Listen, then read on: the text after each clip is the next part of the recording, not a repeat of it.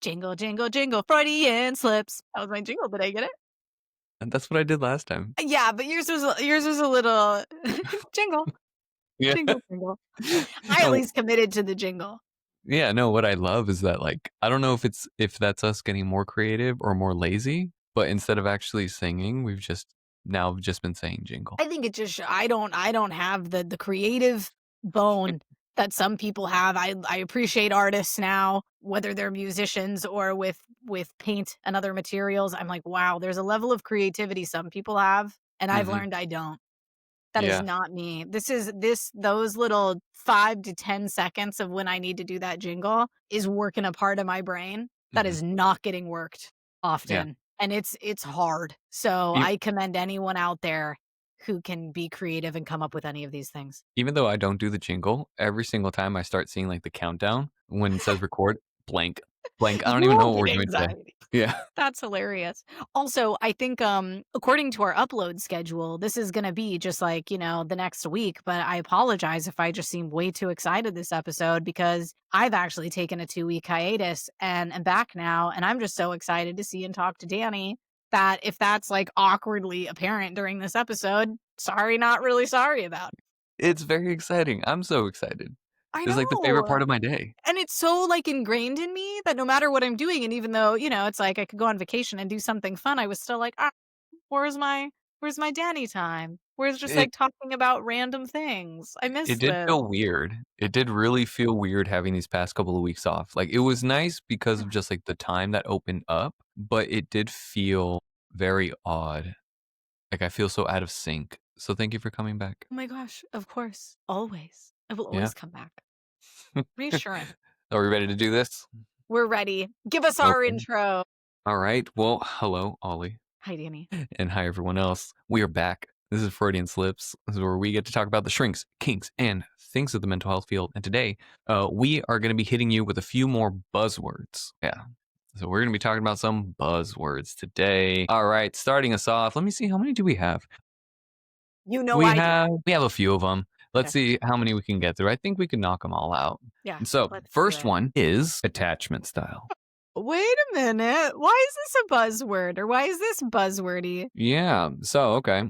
What is an attachment style? Just kind of starting off. The clinical meaning of attachment style are the patterns of behavior and relationships shaped by early caregiving experiences. So you have these are just kind of broader terms, more in general, but there's an anxious attachment style, avoidant attachment style, secure attachment style, right? We get this from attachment theory, and we see this a lot in EFT. It's something that I've seen. I really don't know what it is, but I'm hearing a lot of people talk about attachment styles. Everyone's telling me what their attachment style is, that it's starting to feel a little bit more pop psychology than where I know this to come from. And so just starting off, what is your experience with the word? Because it sounds like you're actually not having the same one as me. Well, You're a me little surprised that it ended up on the list. Yeah, me I do think more people know about attachment styles now than maybe they used to, which I think Mhm. is good. I think sometimes people maybe don't know what it's referring to or like what is this whole like attachment styles thing? And then I explain basically exactly what you did. I actually was just talking about attachment styles with a client last night. But I don't think I get it as much as some of the buzzwords we talked about in the first round, or I'm sure that will be in this round, that it's just like, oh, like that one again. Like people think it's one thing and it's just totally not. So I don't think I've actually come across too many people who Hmm. use this and are referring to something like totally different that isn't attachment style. The only one that maybe I have, but I kind of find really endearing, and then I think it's helpful to be like, "Oh, no, don't worry. That is, like, so far beyond like, that's almost impossible," is when people are like, "But, like, we're supposed to be secure, and, like, how do I become secure, like, right now?" And I'm like, "Okay, wait, wait, wait, wait, wait." Like, we're probably either anxious avoidant or anxious avoidant because of, like, just so many different things and how we were raised and our primary caregivers and like things we experienced in our childhood and history that like that's not we're not just going to like unwire that tomorrow. Like it might just Mhm. be a while of knowing this is how I am attached and therefore I want to more consciously make these decisions or I need to be careful about X, Y, or Z. And so I actually have kind of loved the moments where someone's like, "Oh no, I know I'm not secure. How do I be secure? I can only look for people who are secure." And so in that sense, I think it's kind of a fun way to educate people on what the attachment styles really are, and I think it makes people feel better. Like, it tends to make my clients feel like, "Oh, okay." So, like, I'm not just, like, a lost cause, can never date anyone, this is going to shit, and it's like, "No, no, no, no, absolutely not." So, I guess the misunderstandings I hear, I actually kind of find really sweet, and in the moment, we can really iron it out, but how are you seeing these things? I see it similar to what you're going through. I like talking about attachment styles because attachment is like one of my root theories, and so yeah, it's great. The big misuse that I'm starting to see is people are putting they're putting the emphasis on the wrong syllable. Oh, okay. That was funny. Your delivery is too smooth. That was really good. What I mean by that is that I see a lot of people focus too much on on the anxious, avoidant, or secure, and completely ignore attachment. Explain And so further. the common misuse that we're starting to see a little bit is that we're kind of using attachment styles as labels to kind of justify our poor behavior or to avoid growth. And so attachment style is starting to kind of be on the same level as, like an Enneagram or like a Myers-Briggs or even like what was the Oh. thing that we did a couple weeks ago? The zodiacs, the astrological signs. Oh, yes, yes, yes. Like your whatever sign. Yeah. Like Yeah, your zodiac sign or I'm avoidant, so I can't commit, right? Or I'm this, like oh. people Oh, I'm knowing their having attachment flashbacks to style. some of those awful dating shows Yes, that we so watched. there we go, right? People are like they hear this information and you're right, they probably don't really know what it means or where it's coming from. They just know that it is a thing that a lot of people are Oh. talking about in mental health and they're identifying with it. They're kind of it's becoming more of a fixed identity rather than a dynamic pattern that's open to change, which is the whole thing that we are, coming into treatment to work on. That yeah, I like what you said. You shouldn't be like offended or scared like, "Oh my gosh, I need to be secure." But there is an understanding that hey, I am avoidant. I do have an anxious attachment style that gives me something to grow, that gives me something to work on. That's not something that we just kind of sit with and be like, great, this is it. Now I have to build a relationship around it. How funny. See, I think I've heard those kinds of comments, it's like, I don't know, when you're out with friends somewhere, like, I don't know, having dinner with friends of friends, or just someone like says something like that out of pocket, and it's just like, not surprised that you're not in therapy. But Hmm. if someone I think said that in therapy, I mean, obviously, as your therapist, I wouldn't be like annoyed at you, but it's like I'd figure out really quick. My immediate attention would go to, okay, wait a minute. Let's figure out if you're like, what are we doing here then? Like, if you're just going to use that as an excuse or you just think that that's like how you are and you truly said it that nonchalant, like, oh, well, it's because I'm avoidant, so I'm just gonna do that. That's just how I am. It's like if someone were to truly just like own that and make it clear they don't have any desire to work on it, I think we'd figure out real quick if they should even be in therapy or like what's the point of us working on these things then? If you like Hmm. you're saying you don't like what's currently going on, hence you come to therapy, but then you're justifying all the things that you're doing and how it's not going to change. It's like, okay, that's you have every right to believe that. Then like don't be here. Right. Yeah. Yeah. That's what I'm coming up against with more. That's what I've noticed a lot show up. Yeah. People don't understand, like, or I don't know. I don't want to say that. Let me rewind. What I would love people to understand more is that Love that positive reframe. this is an attachment style. And so at the end of the day, whether you're anxious or avoidant or anywhere in between, insecure, blah, blah, blah, the point is still that you want to attach. And so it's like if you look at an anxious attachment style, what does that essentially break down to? That means that when I have needs and when I went to my primary caregivers to get them met, I did one thing, for example, I go to my dad and I say, "Hey, dad, I'm hungry." And one day he says, "All right, no problem. Let's go to the fridge. Let's see what there is to eat." Beautiful. I log that in. Next day, I go to him. I say, "Hey, dad, I'm hungry." And this time he says, figure it out your fucking self, right? I don't really get to build any confidence in what I'm doing. I don't know. Like I'm doing the same thing and I'm getting different results.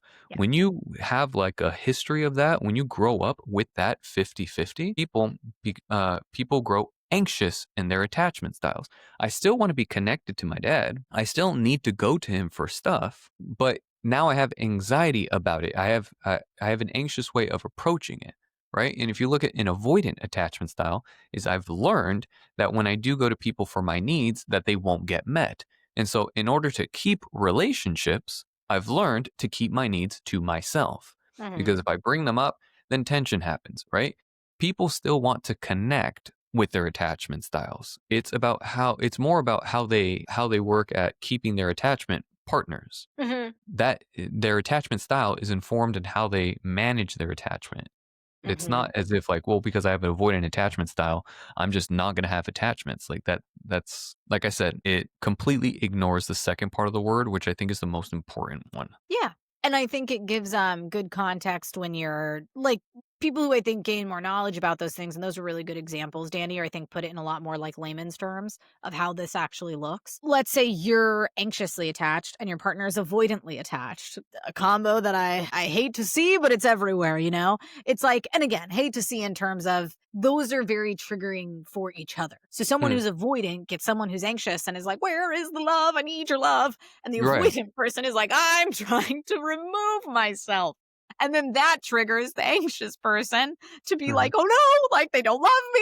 I need them. And again, these are obviously very dramatized versions of this, but that is one combo that it would be good to know if you are anxiously attached and if your partner is avoidantly attached, because that's going to kind of come with some natural conflict that we see in patterns of those kinds of relationships. And so, again, it's not to say, sure, are we all striving to be securely attached individuals? Absolutely. But like that takes a lot of time. I think sometimes it doesn't even need to happen. It's just knowing how we've been conditioned our whole lives, and I think working to balance it out a little bit more once we're adults who have like the proper tools, who understand these things a little bit better, as opposed to the kid that goes up to his dad and is like, well, okay, well, I asked 2 days ago and he said yes, and then I asked yesterday and he said no, and he was wearing blue on the day that I said maybe Mhm. he's wearing blue again. I should ask again, he's wearing blue.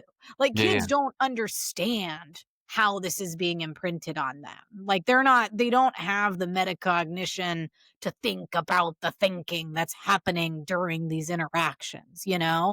Mhm. So, not to give kids, maybe they do. I want to give them a little more credit. But I think some kids, we don't have that ability yet. And so I think as adults, it's cool that we can try to kind of psychoanalyze these things a little bit more and learn tools that when we see it happening, it's like, okay, wait a minute.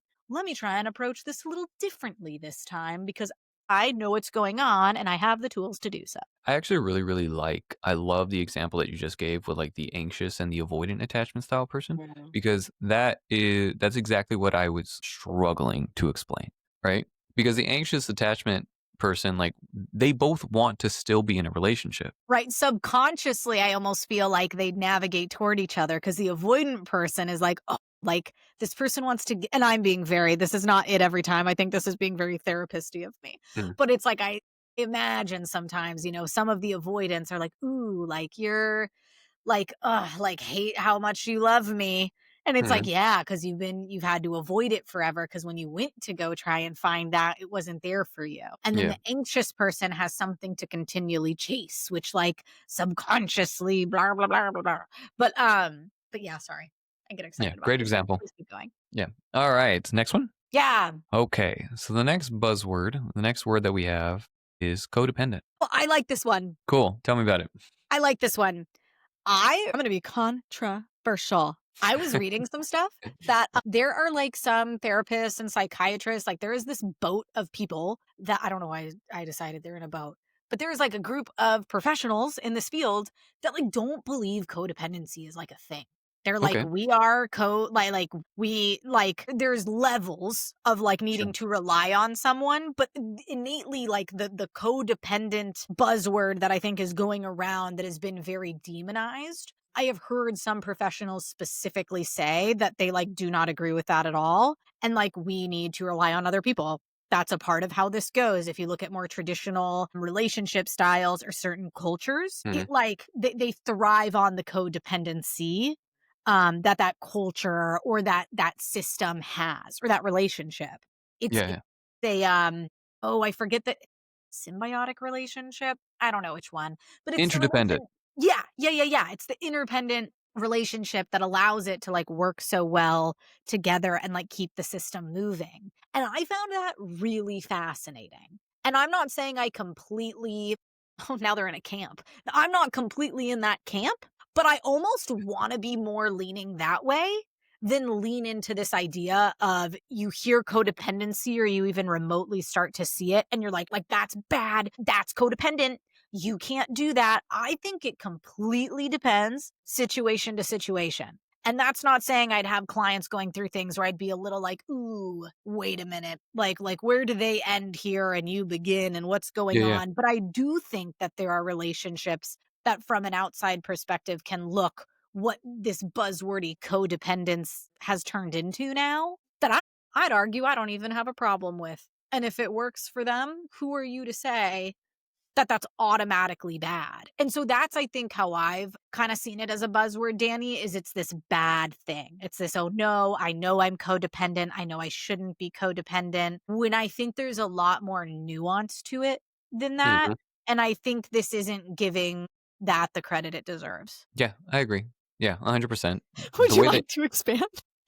the way that you're describing it, I think, the way that I experience it is as the person you're describing. And what I mean by that is like, yeah, I get a lot of clients that come in and look at their relationships and wonder, am I codependent because of what you just described, right? There is a huge, and this is just Western culture, right? This is America for you.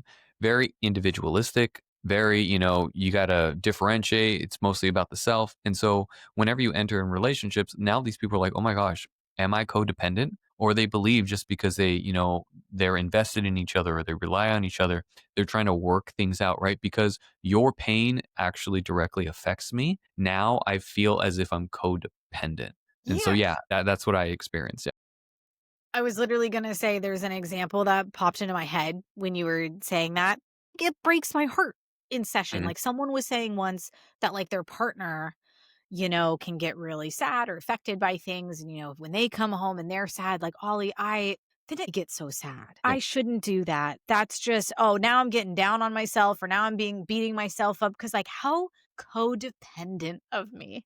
Hmm. And I'm like, "What?" Yeah. Yeah. Again, we need to dig more into that. I'm not saying automatically there's no codependency at play. But when Mhm. you were just given that example, it's like we are human. We are Mhm. relational animals. We naturally, for the most part, there is a percentage of us that are not like this. It is a very small percentage. We naturally want to connect with we want to rely on others. We want others to rely on us. Like we're a community species. Mhm. And so to be like, well, they're sad, so now I'm sad. Absolutely.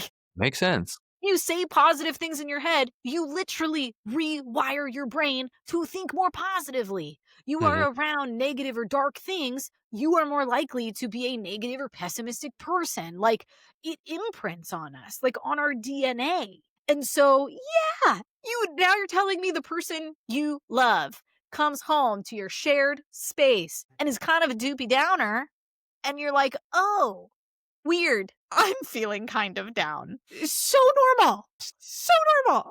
So the clinical meaning, what does codependence for you? If this is the first time you ever heard that word. Originally, codependency was used to describe enabling behavior in addiction. Now it's more broadly used to describe like an over reliance on someone else for your own self worth or identity. So codependency is real. The way that it's been misused is that, just like Ollie was saying, it's often used to insult people who are just simply emotionally invested in each other. And I think this is really harmful when we kind of look at it from this lens because it pathologizes normal, just human closeness and mutual care. Like collectivist cultures are actually a lot more, it's a lot more of the norm.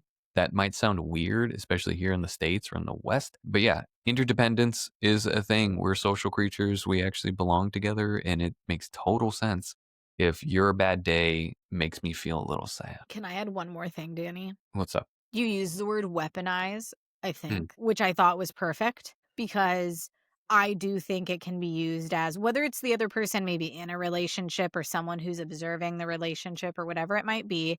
I think it can be used as like you're so codependent, just like mhm, bipolar. It's like now people just experience a range of emotions, which we all have. And it's like, oh, you're so bipolar. And it's like, no, that's not what those things mean. And now you're shaming someone for just a totally normal experience that they're allowed to have. So mhm. that's what the weaponizing I think is really that's a really important point, I think. Cool. Next one. Next one. See if you like this one. Self-care. Yeah. I guess the only reason why I don't love this one is because I'm glad people talk about self-care, but I Sure. think it can be so generalized as like self-care, like to eat, have a latte that you like, do skincare, take a bath. And not that those things aren't self-care, they're totally self-care. But sometimes self-care is like say no, Mhm. cry for a while by alone or with a friend. I think self-care can look like a lot of things people don't consider, and I think the way it's been super buzzwordy implies that it's almost like a part of like people's daily routines or like their beauty. Maybe that's Sure. it. Their beauty kind of like routines, which Mhm. is just like self-care. And it's like yes, like that can be self-care, but it's also I think more clinical than Mhm. people maybe give it credit for. But why how do you feel about this one as a buzzword? The reason why I think it's a buzzword is partly what you're saying, right? When everything is self care, I think it really starts to dilute the understanding and the importance of self care, right? Because if everyone is doing something for yourself, and if that's everything that you're doing, then why is everyone so depressed? Why is everyone like have so much limited internal resources when That's so true. everything you do is self-care, right? That doesn't make sense. But the other thing is so the clinical meaning of self-care are actions taken to care for one's physical, emotional, and mental health. Now, the misuse is that it's often used to justify escapism, selfishness, or a lack of empathy towards others, and that's where I have a problem with this one. Mm. Is my self-care kind of like what you said, just say no, right? Don't do that. In context, right? This buzzword or the way that we tend to use it sometimes kind of promotes this more hyper individualism, and it also like neglects just relational responsibilities, like engaging in tough conversations that's important in a relationship, and like putting just odd, just lines in the sand, or going off. Like, for example, I have a really good example for this one. I had a couple that they were having an argument, someone said something and it really activated the other person. That person, the person who was activated, then okay, said, I'm gonna leave you now. So they hang up the phone, and then they end up going to the spa to get their nails done. And it's like, oh, I needed self-care. It's like, you're cheating. I see what you did. That is not what we're talking about. No, like I that is see where what I'm you did seeing this. there. Yeah.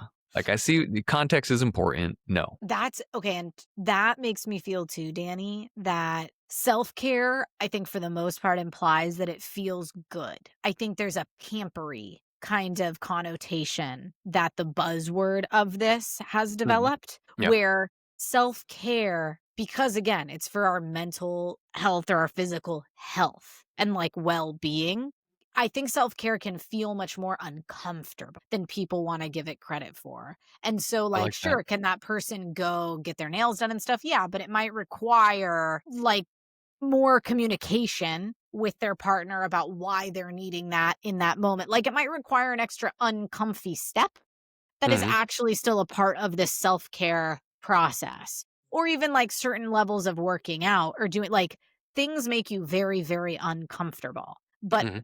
a lot of the times, and I know there's lots of research that points to, like, you need to search for uncomfortability in your day-to-day life, whether it's not eating exactly when you want to. That's controversial as a statement, but I feel like you get what I mean. Not you don't always want to wake up and get some kind of movement in your day. It might not feel fun to have like cold exposure to a certain extent, but if you truly seek a life of comfortability, the temperature is always perfect, the food is always exactly what you want, or like they're always sweets because you love sweets, and the if you search for comfortability you will actually live a very uncomfortable life and vice versa. I Ooh, strongly believe. I And like so that. I I believe think self-care can come with this, like, you might not love it all the time. You might be like, "Ugh, like self-care." And like that's I think how self-care feels a lot of the time. Is like, "Oh gosh, like I don't this isn't the woo-woo pampery version that I was sold, but Mhm. like this is what self-care is." Yeah, So I I think like that's that. important. Yeah, you're on fire today. You, I'm telling you, I'm We're back. back. Yeah, we're back. Seriously. We're on 4 for sure. Okay, number 4. What's Number number 4. What do you think about this one? Projection. Okay, okay, okay. Trying to think here, trying to process projection. Want me to help you out? See what everyone thinks Yeah, about yeah, it? you go first on this one. Okay. So the clinical meaning of projection is attributing your own feelings, motives, and flaws to someone else unconsciously, right? Mhm. The misuse that we're starting to see is we're accusing others of projection as a defense tactic to avoid feedback. The harm is that this shuts down dialogue and creates a psychological kind of like gotcha moment. How am I seeing this? And I actually saw this today. I actually saw this today, and the person is accusing their partner of projection when it's really starting to sound more like counter transference because of what happened in their own history, right? They believe. So, for example, like if I was in a controlling relationship, so now I've looked at all of these behaviors that that person did, and I've clocked it in as that's controlling. Now that I'm in a healthy relationship, my new partner is still, doing certain behaviors that, remind me of my last relationship. And now they're starting to like kind of push back on it. And they're saying that this person is being controlling, that they're projecting themselves onto me and I can't have it. And it's like, that's not a projection. That is counter transference. That'd be or like If that'd anything, be you are projecting onto them, not yeah, the that'd other be way around. my wheels would be turning in couples of how to be like, "Okay, how do I, like, pause this and explain what I'm seeing here and, like, explain all of that?"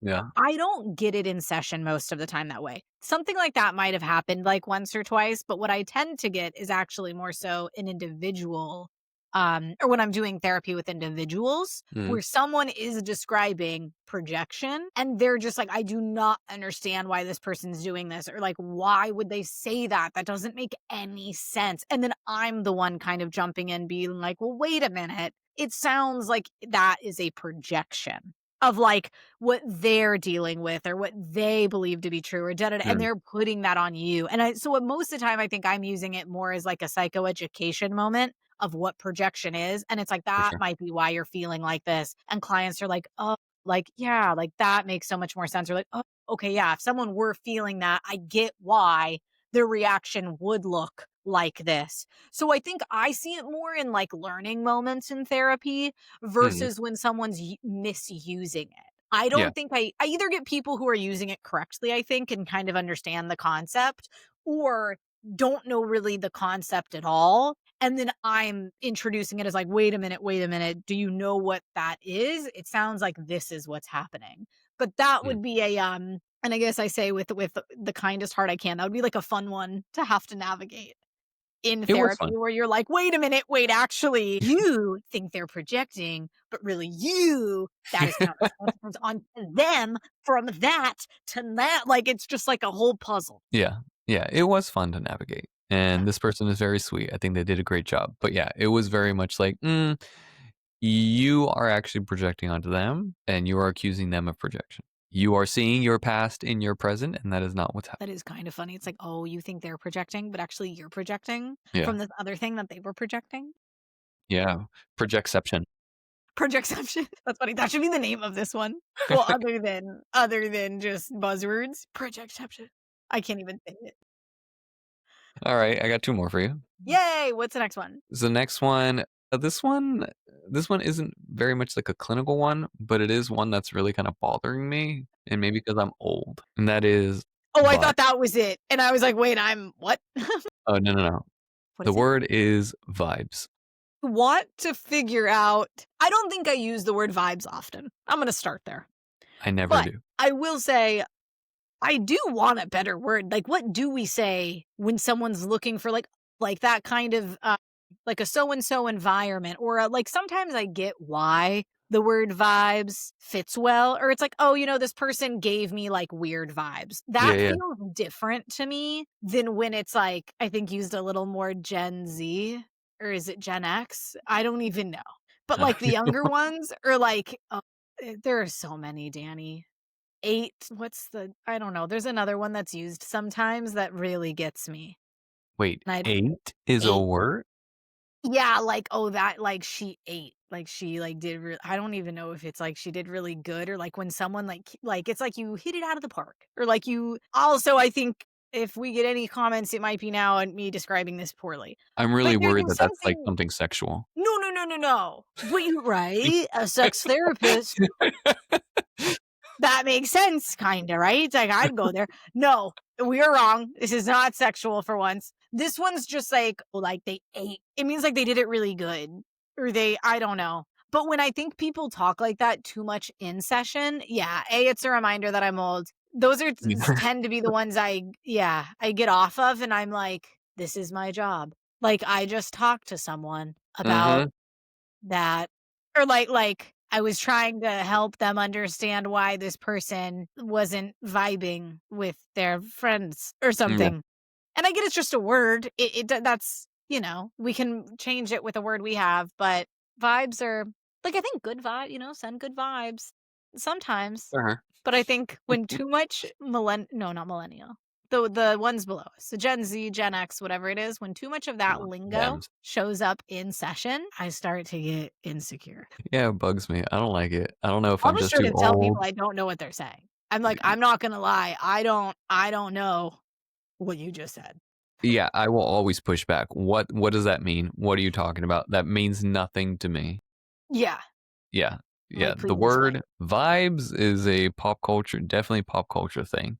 It's often used in the place of evidence or reasoning. And so if like I'm asking them, "Hey, how was your week?" or "How was that date that you went out with someone?" and they dumped them, they ghosted them, they stopped talking to them, and it's like, "Why? Like what didn't work out for you?" Just bad vibes. We weren't vibing. And it's like, no. You need to tell me more. Oh, I'll What? straight up laugh. If that was something someone said, I promise you, as I'm taking notes, I probably will laugh at you. And I will be like, what the hell does that mean? And then they'll Mhm. explain it and it's fine. But I'm like, you seriously thought you just told your therapist because of bad vibes and I was just going to move on to the next question? Yeah. Yeah. That's how I'm seeing it, and it's bugging the shit out of me. I think it just masks, like, avoidant behavior and judgment under, like, this kind of, like, guise that will this energy, and I understand, like, there is an energy that I do think that we feel with people, Mhm. but what I don't think people understand is, like, how much of that energy is just this internal process, like, it's not actually Yeah. happening between the 2 of us more than it is happening inside my head. Yeah. And it's like that no. You're either you didn't know what to say, you're kind of passing some kind of moral or value judgment on this person, you're not interested. Just say that. Don't tell me that it was bad vibes. But Give me see, what something real. I find it interesting how much it makes you angry, because I think you're right, but I don't think people realize it's this like buffer for that, or it's just this Mhm. blanket statement to avoid having to think about like, oh, actually, what nuances to that person did I not enjoy, or like did Yeah. not sit well with me? Like, I think it's kind of cultural now, and it's how, a lot, like a whole generation kind of speaks and how they operate. And again, obviously, there's differences person to person. I get it. I'm just speaking in, overgeneralizing here. You're probably around other people that are also doing that. And so you might not even realize, like when I tend to ask people, like, what does that mean? I'm not getting pushback where they're like, I said bad vibes. I'm not Yeah. there. If anything, they kind of laugh too. And they're like, oh God, okay, yeah, fair, fair. It's like, I don't think people think about how it comes out and how it's like that didn't actually answer anything. Like it'd be like, well, I just didn't like them. And it's like, okay, why didn't you like them? Like you need to give me something that you did not like. And Yeah. so I think when you point that out to someone, it helps them learn like, oh yeah, yeah, yeah. Like there is what does contribute to bad Mhm. vibes. So then we Yeah. know in the future if we start seeing those things again, I'm like, last time we saw this, there were bad vibes. Are there still bad vibes? Are we still vibing badly? It's like I think it's a chance to kind of like for them to go a little deeper and understand like what is this feeling? What does it actually consist of that I Mhm. can actually look out for without just waiting for this like internal feeling. Cause it's the same, right? When people are looking for good vibes, they're like, I just want to like them. I just want to feel connected to someone. It's like Oh that's my great. god. How? Yeah. What do you think is gonna make you you're just Yeah, you're waiting? giving me flashbacks right now. Are we just gonna wait for this feeling? Yeah. That That's I didn't funny. even think about that, like, good vibes. Yeah, just vibes in general are terrible because 'cause we're like, I see people kind of vibing out. Is they're always, like, just ignoring so many red flags. To me, vibing out means you're on drugs. Am I nuts? If people are vibing out, I'm like Woodstock, like acid.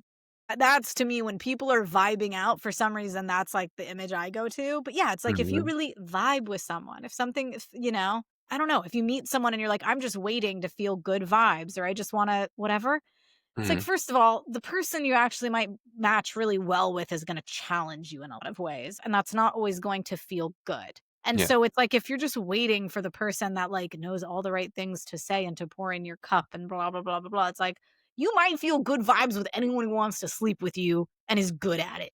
Let's Yeah. be real. Or good at getting there. Who knows how good they are at it. But it's like you might feel good vibes a lot of the time.